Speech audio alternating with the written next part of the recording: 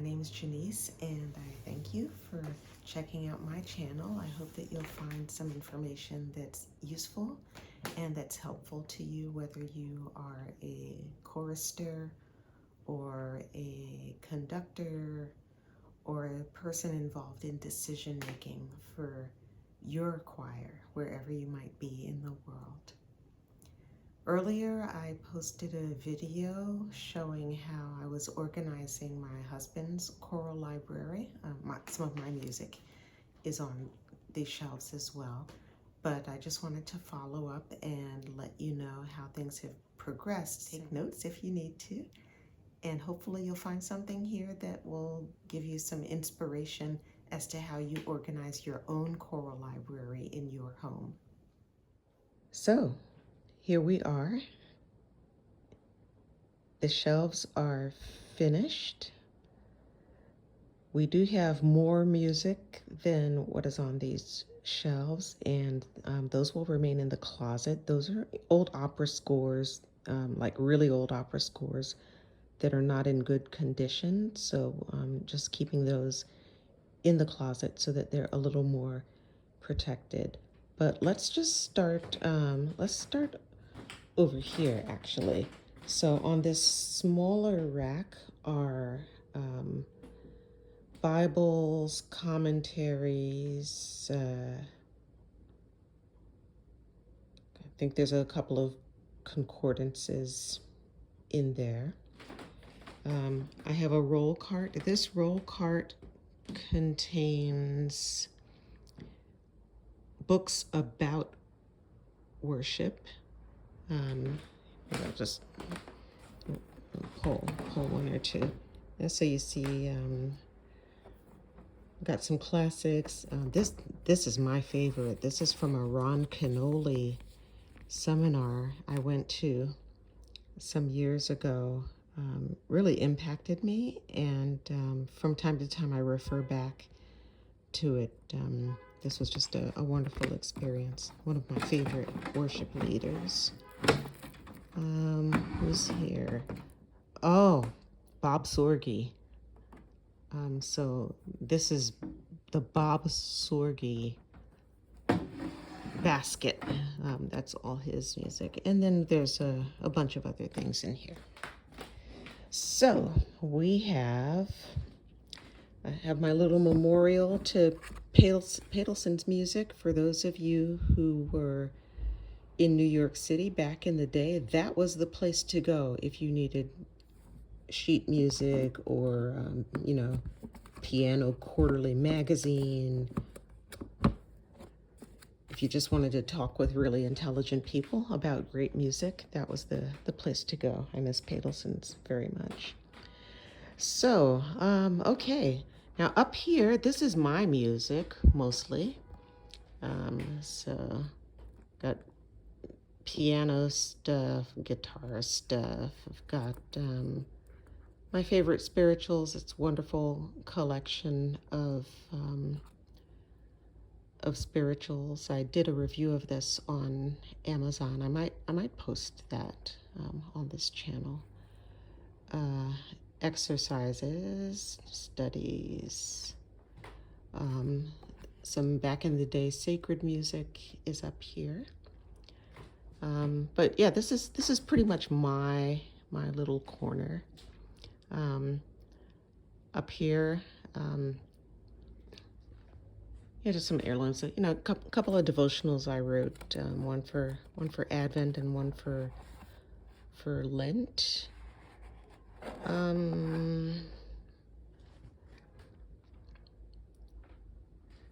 Right now, my husband is working at Stanwich Church part-time.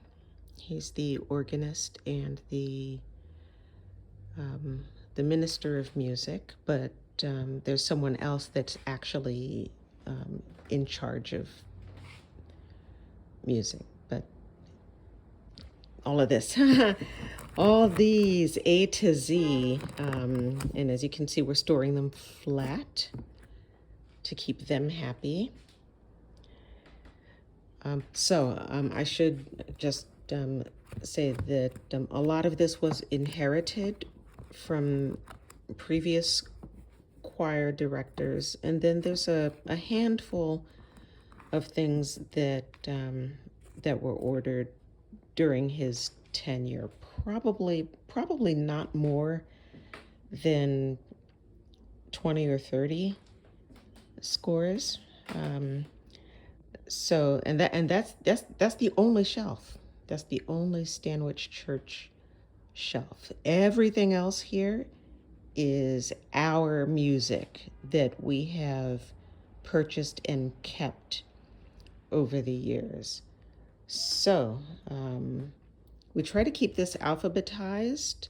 Um, we have some classics here. We have some more modern choral pieces. And as you see, it says ordinary A to Z. So all of these are for ordinary time. There's no Christmas, there's no Lent, there's no Easter, no nothing. So this shelf is just dedicated to ordinary time music, as is the shelf underneath it, which is not yet alphabetized, pardon. Okay, and then here, this is a smaller collection of one part, two part. We've got SA, SSA, TTBB, all of those sorts of scores hang out on this shelf. And then all the way at the bottom, these were all free, amazingly. Back in the day, they used to mail cantatas, they being various music publishers, to, just to get a chance to review them. And then if you wanted to order copies for your choir, you could do that. So we kept pretty much all of these free cantatas that were mailed over different years, different places that we did ministry. This top shelf here, this is still kind of random. These here are things that have not really been gone through yet with a fine-tooth comb. This is my favorite shelf. These, again, most of these we got for free in the mail from back in the day. Integrity, Hosanna Music, Christ Church Choir. I think we've got Brooklyn Tabernacle somewhere around here. We've got Steve Camp. Here's our Brooklyn Tabernacle. This is a classic. So glad we kept these things, because unfortunately, as those of you in the industry know, a lot of these things just go out of print, and then we can't get them anymore. So we really cherish these, and I must say that a lot of these I just use for myself, for my personal worship time at home. So sort of eclectic. So it's good to have options. Just as a supplement, a support to Bible reading, Bible study. Every now and then, my soul just needs music, and this is where it is. Here we have more of the, not just here, also down here, more music. I think the bulk of this, the bulk of these were received for free. This is some stuff that we're just working on now that's all separated from its normal spot. So on this side here, this is sort of the current stuff being researched and worked on for possible ordering or accessing from the library to be used in services down the road.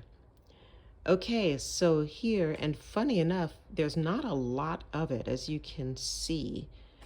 This pile is just for Great Lent, Easter, and Pentecost. This pile is just for Thanksgiving Advent and Christmas. We don't have a lot of octavos, and maybe that's because we tend to do a lot of the same music.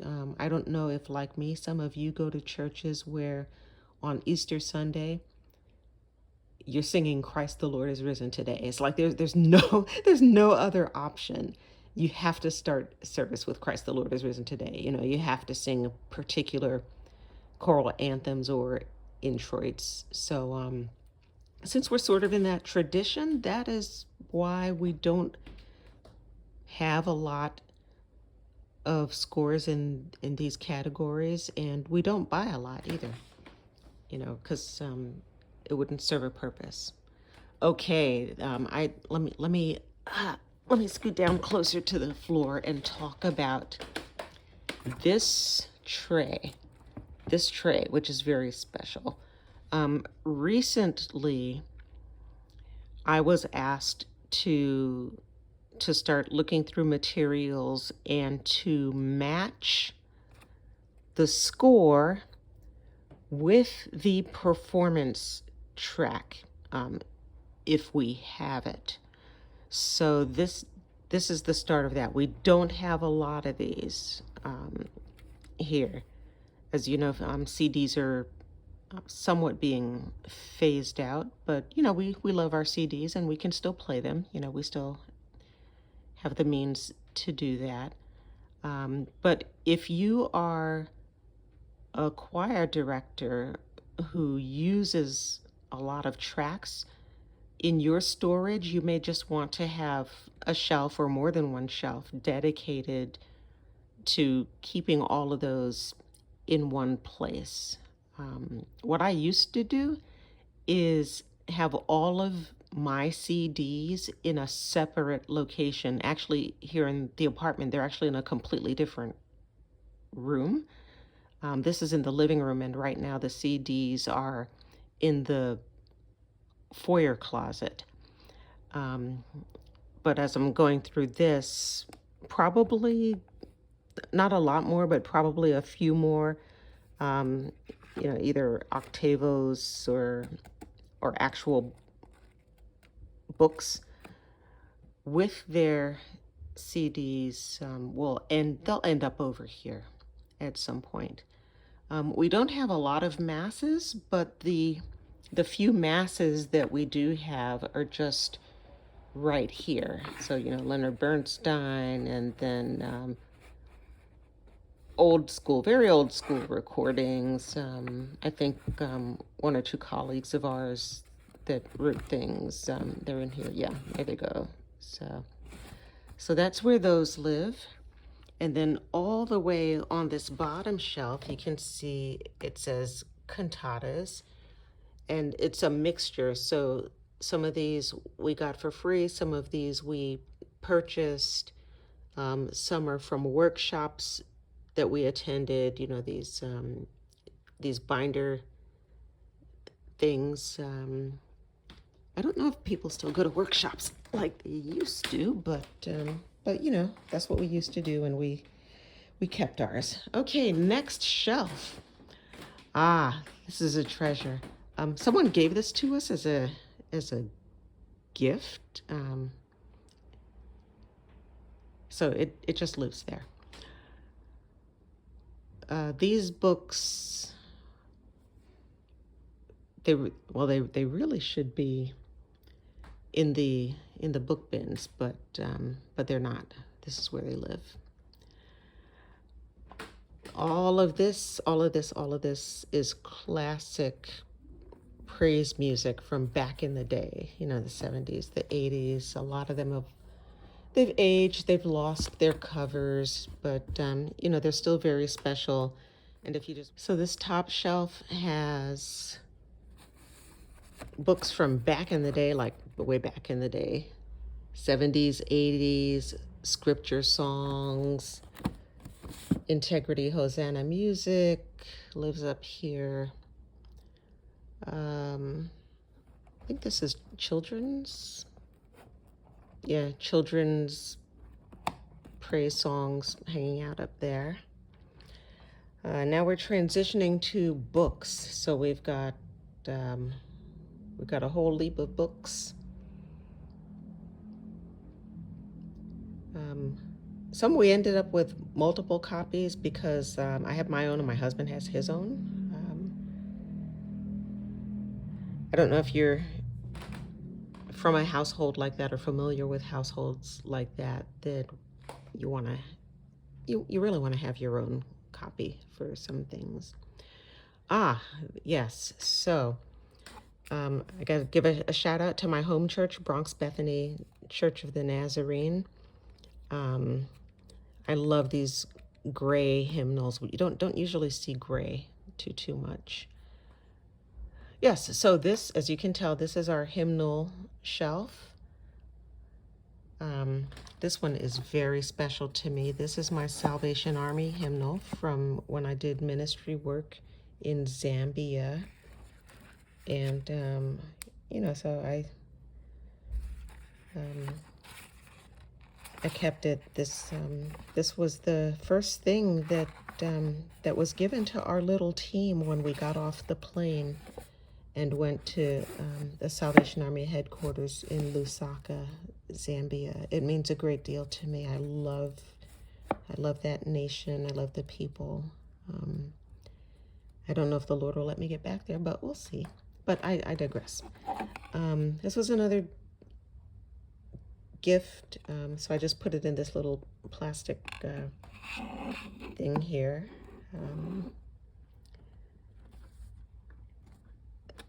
This is very special. The late Dr. Paul F. Liljestrand wrote this meditation amidst us about the Emmaus Road. Maybe I'll talk about him in another video. Lots and lots of hymnals from over the years, different ministry spots, but wait, there's more. There's more.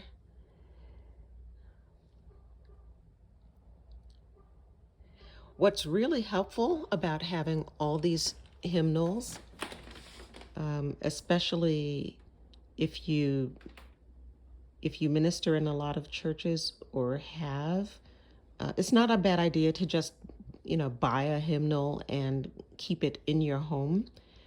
Because what we found, especially with doing funerals and weddings, is sometimes people will request specific songs that are not in their local church's hymnal. And so we just go to our little library here. There is also hymnary.org, which has a huge database, which you can access for free if you do not have the space or the means to stockpile hymnals. But we find that this works for us, that, having an at-home library, you don't have to log on. You just go grab it. There's something about being able to feel the paper and grab a pencil and make notes while you're practicing. So that's here. Okay, down here, all of this is piano music. You can see those telltale colors. Those of you who are pianists, when you know. There might be some organ music among that, but most of the organ music is actually over here. We also have music that involves other instruments, so like organ and trumpet.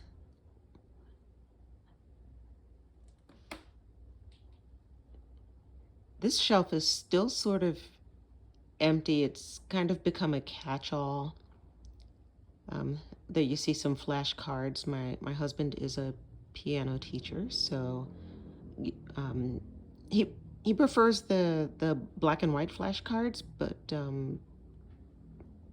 somehow we acquired this color set. I don't know if it was a gift or or from a former student. But anyhow, it hangs out over there. That's sort of like the backup copy in case something happens to the ones that he prefers to use on a regular basis. On this next shelf, we have, as you can see, choir books, some back in the day meditations, oratorios, anthologies.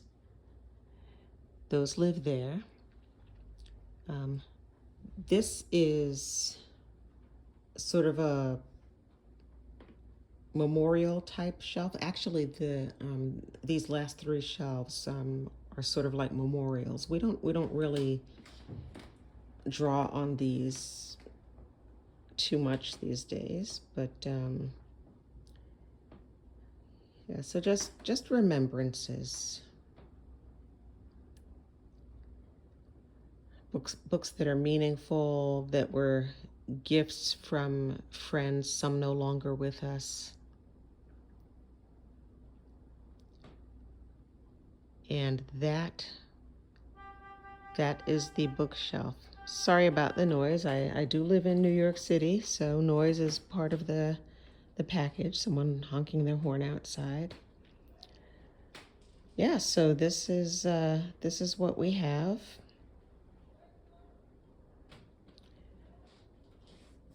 It has made life a lot easier. My husband and I put these together. It has made life so much more productive, because even though it's not what I would call an airtight organization, but it is organized. So instead of having to look a bunch of different places for something, for example, if someone calls me to sing at a funeral and they say, okay, well, the family wants to have thus and such sung, and it's not in the church's hymnal, I can look here and usually find it fairly quickly, because I think we've got, about, let's see, 10, maybe like 20, between 20 and 25 hymnals, give or take. What I forgot to mention is that there are other hymnals that are not here. They are in my husband's office, because he draws on them on a fairly regular basis at the church proper. Usually at funerals, the attendees don't get the sheet music. They only have the words, and that's why it's easy for us to work with this here, because really the only person who needs the sheet music is the person playing the organ or the piano, and that's why this system works for us. So this is it. I hope this has been helpful to you, and that if you're working on your own choral music library, that this will give you some ideas. If things are not useful for you, that's okay too. Everybody's different, and depending on what you're doing and who you're working with, you may need a different setup. But I really do hope that this can maybe trigger your own creativity as to how you can make your life easier, especially if you're in this business for the long haul. I really recommend that you save your music, save your worship books, save your seminar and workshop materials if you can, if you have the space. You never know when you might need it, and in today's context, having hard copy on site can save you some time, save you some hassle, and perhaps save you some heartache, especially if music goes out of print or publishers stop publishing certain things. Thank you again for watching. If you'd like to subscribe, I would be grateful. If not, that's all right too. Thank you for sticking through to the end of this video, and I will see you on the next. Be safe and well.